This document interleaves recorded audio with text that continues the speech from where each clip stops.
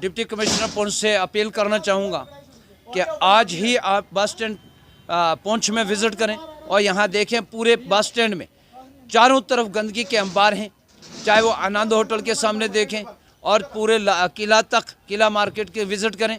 और municipality chairman की तवज्जो मरकूज़ करना चाहूँगा और वो भी आकर देखें कि यहाँ बस स्टैंड पे कितनी गंदगी फैली हुई है। पानी पूरा जो नालों से अबूर होकर बस स्टैंड में फैला, रास्तों में फैला, लोगों के कपड़े गंदे हो रहे हैं। तो इसकी तरफ डिप्टी कमिश्नर पुंछ भी तवज्जो दें और म्यूनसिपलिटी वालों को हदायत दें। और म्यूनसिपलिटी के चेयरमैन से भी मैं ये कहूँगा कि आप खुद भी विज़िट करें और म्यूनसिपलिटी के जितने भी काम करने वाले हैं उन्हें हदायत दें। अगर बार बार ये मुद्दा आपके पास सामने उठाया जाता है तो आप इसकी तरफ तवज्जो क्यों नहीं देते?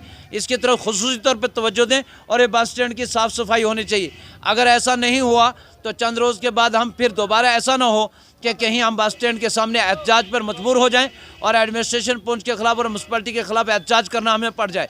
और उसमें मैं म्यूनसिपलिटी वालों से भी कहूँगा, म्यूनसिपलिटी के चेयरमैन से भी कहूँगा और डिप्टी कमिश्नर राहुल यादव साहब से भी गुजारिश करूँगा कि ख़ास तौर पर आप इधर बस स्टैंड में विज़िट करें और यहाँ की गंदगी का हाल देखें कि बस स्टैंड में इस वक्त ये इतना पानी फैला हुआ है, गंदगी के अंबार लगे हुए हैं, टट्टी, पेशाब, पखाना और पूरा नाला जो है वो सब्ज़ी वालों ने, होटलों वालों ने भरा हुआ होता है। उसमें पानी ओवरफ्लो के बस स्टैंड में और रास्तों में बिखर रहा है। इसकी तरफ ख़ास तौर पे डीसी साहब भी तवज्जो दें और म्यूनसिपलिटी के चेयरमैन साहब से भी कहूँगा कि वो आज ही विज़िट करें और विज़िट करके इसको देखें, इस गंदगी को साफ़ करवाया जाए, कहीं हमें एहतजाज पे मजबूर ना होना पड़े। था वो नाली जो है बंद कर दी गई है।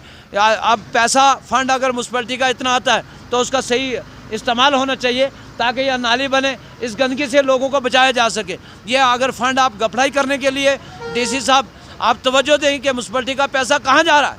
ये गवर्नमेंट, ये लोगों के टैक्स का पैसा होता है जिससे आपको तरक्की, तामीर और तरक्की करनी होती है।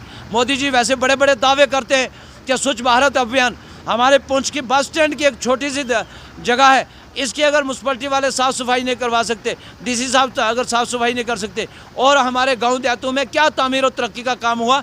आज कुछ भी नहीं है। खाली बीजेपी सरकार के अंदर इस वक्त जो है यूटी के अंदर जो है हमारे गवर्नर साहब भी तवज्जो दें कि इस वक्त सबसे अगर खस्ता हालत पुंछ इलाके की अगर हम देखें, हमें केंद्र की भी जितनी योजना है उनसे महरूम किया गया और डिस्ट्रिक्ट पुंछ की म्यूनसिपलिटी के भी जितने फंड हैं वो जो है सही तरीके से इस्तेमाल नहीं हो रहे। और उसमें डीसी साहब का भी मैं ये कहूँगा कि डीसी साहब भी खुद तवज्जो नहीं देते और काम करना नहीं चाहते। और डीसी साहब को भी तवज्जो देनी चाहिए। जहाँ गाँव देहातों के अंदर लोगों को रोडें नहीं है, बसों की या और गाड़ियों की भी बड़ी परेशानी है। और पुंछ सिटी के अंदर जब डीसी साहब के यहाँ से रोज़ गुजरते हैं तो इतने ये गंदगी का अंबार बस स्टैंड पुंछ में है।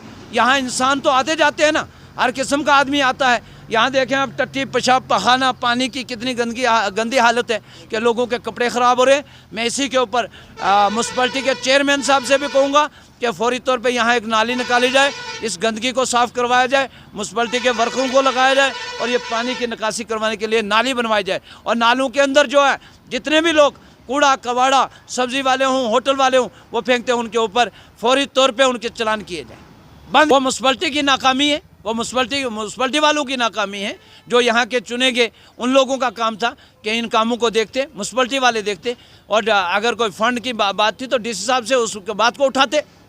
तो डीसी साहब को खुद यहाँ विजिट करके बस स्टैंड पुंछ की हालत, खस्ता हालत को देखना चाहिए, यहाँ की गंदगी को दूर करना चाहिए। इससे बीमारियाँ फैलती हैं और यहाँ की बीमारियों की वजह से पहले ही कोविड-19 चल रहा है। इस वक्त आप देखें यहाँ कितनी बीमारियाँ इस गंदगी की वजह से फैल रही हैं।